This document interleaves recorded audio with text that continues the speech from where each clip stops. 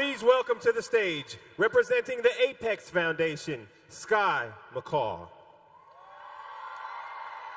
Hello, We Day. With every day that passes, change occurs. And often with change comes challenges.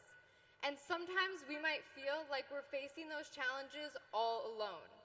Bullying, problems at home or school, or mental health issues like depression. But we need to remember, we are never alone. There are tools at our disposal, guidance counselors, organizations that are there to educate and help, or even friends going through something similar. Reaching out and being part of a community provides the hope and power to overcome anything. At the end of the day, when we reach out to others, we become stronger for it, just like our next speaker. Her story is about the inner strength we find when we face our challenges with courage and connect with the people around us. This is Ashley Rose Murphy. We all face hardships in one form or another in our lives. But at 16, she's already learned, although we may not control our circumstances, we do control our reactions. Her mantra, the best way to live life is with an open heart. Hello, We Day! Dinners at my house aren't typical family meals. There are 10 kids, so my mom makes enough food to feed an army. But what makes us special is more than just the head count. 8 of us have special needs. We've drawn inspiration from what may seem as our weaknesses and turned them into strengths. My brother, who is legally blind and a quadriplegic, and my sister, who is developmentally delayed, both volunteer with kids with physical disabilities. Every one of us, including my parents, is an active volunteer, and they have inspired me to find my own way to create change. I'm involved with the Think Pink Club at my school. We raise awareness about mental health issues and advocate against bullying to create a more supportive community. This past summer, I joined another kind of supportive community on a meet-a-wee trip to East Africa with Free the Children. It really was a life-changing experience. I got to see zebras, lions, and elephants. I literally got to mix cement, carry bricks, and lay the foundation for a child's education.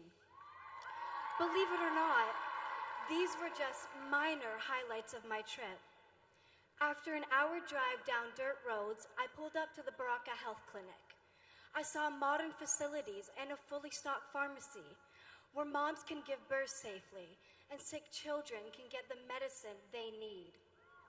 I saw how access to healthcare changes lives. And then I met Naomi and Faith.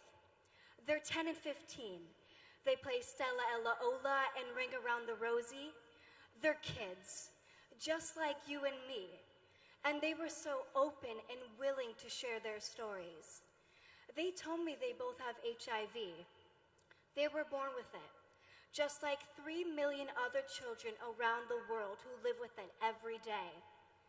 And they told me that they're too busy living their lives to the fullest to think much about it. Next, it was my turn to share. I didn't know where to start. I saw myself in them.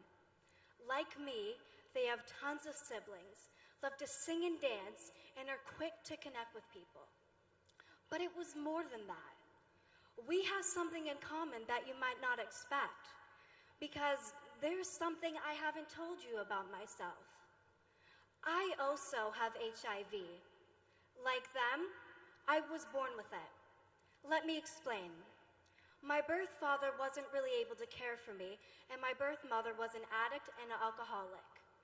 When I was born, I was so weak that I couldn't breathe on my own. So the doctors took me up to life support and did a blood test. And that's when they found HIV in my blood. The doctors weren't too hopeful for me, and neither was Children's Aid. So they placed me with my adoptive parents and told them to prepare for the worst. But clearly, I had other plans. At 6 months old, I weighed 8 pounds, the size of a newborn. At 5, I weighed 23 pounds, the same as a healthy 1-year-old. But my adoptive parents knew I was a fighter. And standing here with all of you, I can't even tell you how amazing this feels for me. Because I wasn't supposed to be here. Not just at We Day. I wasn't supposed to be alive. But here I am, and I feel great. One of my biggest fears before my trip was meeting some of the 25 million people in Africa with HIV or AIDS, without access to medication or doctors they need. That I'd see firsthand the differences between HIV in North America and HIV in Africa. That's why access to healthcare is so important.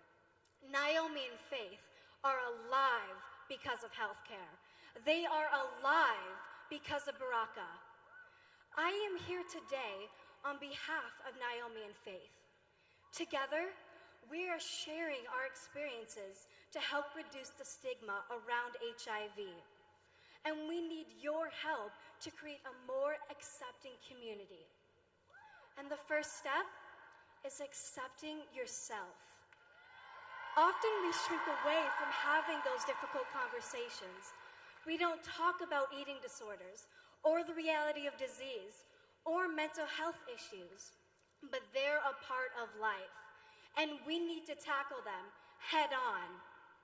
I learned at a young age that we all face challenges. Your challenge may not be HIV. It may be depression or bullying. I want you to remember that our weaknesses can turn into our strengths. We can overcome our challenges and use them to help others.